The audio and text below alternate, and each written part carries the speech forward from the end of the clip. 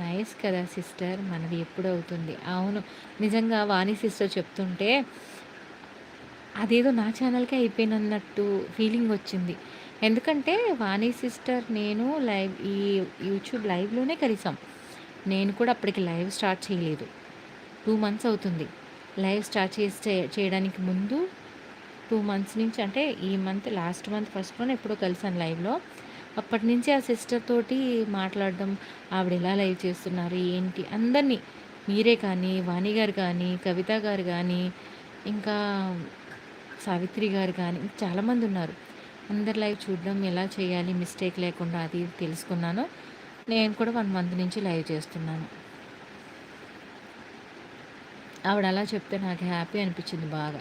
మందికి కూడా అలా అయిపోవాలి ఏ ప్రాబ్లమ్ లేకుండా అందరి సపోర్ట్‌తో అని.